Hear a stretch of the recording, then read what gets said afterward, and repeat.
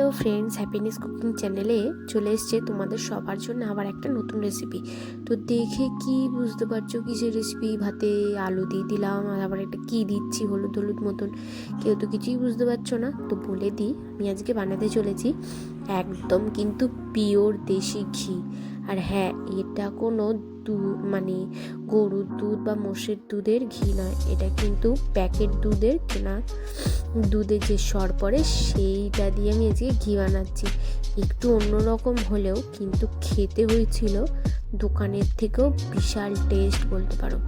তোমরাও বাড়িতে ট্রাই করতে পারো। আমি শেষে এটাও বলে দেবো যে কোন প্যাকেটের দুধ আমি ব্যবহার করেছি। তো চলো শুরু করে দিয়েছি। তো প্রথমে তোমরা এরমভাবে দুধটাকে প্রায় অনেক দিন ধরে জমিয়ে রাখবে, শর্টটাকে জমিয়ে রেখে রেখে অনেকটা যখন হয়ে যাবে, যখন তোমাদের মনে হবে যে এবার আর শর্টটা রাখার মতন নয়, তখন এবারে ফেটিয়ে নিতে হবে। চাইলে তোমরা হাতেও ফেটিয়ে নিতে পারো, বা এরকম যদি ব্লেন্ডার থাকে সেই ব্লেন্ডারের সাহায্যেও তোমরা ফেটিয়ে নিতে পারো।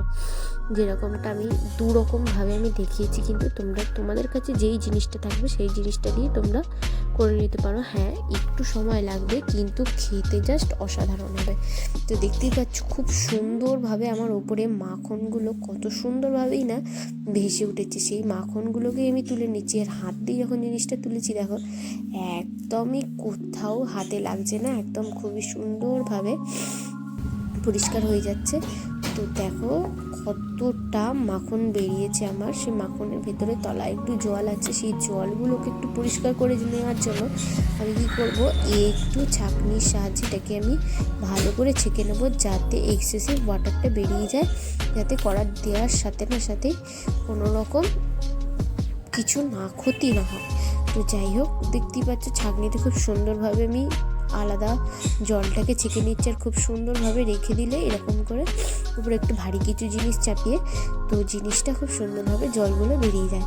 তো তারপরেই আর কি, যখন মাখনটা পুরো রেডি হয়ে আমার হাতে চলে এসছে, তারপরে আমি যেটা করলাম একদম ডাইরেক্ট আমি কড়াতে দিয়ে দিলাম। দেখলাম এদিক ওদিকে আর কোথাও আছে নাকি মাখন, নিয়ে পুরোটাই কড়াতে দিয়ে দিলাম। কড়াতে দিয়ে দেওয়ার পরে এটাকে আমি মিনিমাম 15 মিনিট থেকে 20 মিনিট হালকা আঁচে এটাকে আমি ফ্রাই করে নিয়েছি, যতক্ষণ না মানে একটা তেলের কালার চলে আসছে ততক্ষণ এটাকে ফ্রাই করে নিতে হবে।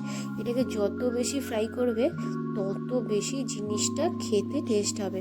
আমার ফ্রাইটা হয়তো হালকা একটু কম হয়ে গেছিলো, তার জন্যই আমার ঘিয়ের কালারটা প্রথমে তোমরা দেখলে হলুদ। আর যদি আমি এটা একটু বেশি ফ্রাই করে নিতাম তাহলে আমার এই ঘিয়ের কালারটা হয়ে যেত একটু লালচে ব্রাউন। তো কড়াতে দেওয়ার সাথে খুব সুন্দরভাবে দেখছো তেলটা ছেড়ে নিল, একটা ফোঁটাও এতে জল ছিল না। জল থাকলেই কিন্তু একদম চিটপিট করে উঠবে কড়াতে, খুবই ভয়ানক অবস্থা হবে, গায়ে মুখে তেল ছিটকোতে পারবে। তো দেখো আমার এরম যখনই দেখবে যে এরকম সরগুলো এরম লাল লাল হয়ে এসছে ওপরের দিকে, তখন বুঝবে যে তোমাদের ঘি অলরেডি রেডি। তো আমি তো 10 দিনই রেখেছিলাম, 10 দিন রাখার পরেই আমি ঘিটা নিয়েছি। তো ঘিটা আমার প্রায় অনেকটাই হয়েছে, ছোট্ট হাঁড়িটা ভর্তি হয়ে গেছিলো ঘিতে। আরও 2-3 চামচ আমাকে আলাদা জায়গায় রাখতে হয়েছিল, তার কারণ এতে ধরছিল না। তাই শেষে তো তোমাদের বলতে ভুলেই গেলাম যে আমি কোন দুধ ব্যবহার করেছি। তোমরা চাইলে আমুল গোল্ড ব্যবহার করতে পারো, বা রেড কাউ দুধের সরও ব্যবহার করতে পারো। তো আমার এই ভিডিওটা আজকে তোমাদের কেমন লাগলো? যদি ভালো লেগে থাকে অবশ্যই কিন্তু একটা লাইক করতে হবে, আর আমার চ্যানেলটাকে সাবস্ক্রাইব করে দিয়ে যেতে হবে নতুন ভিডিও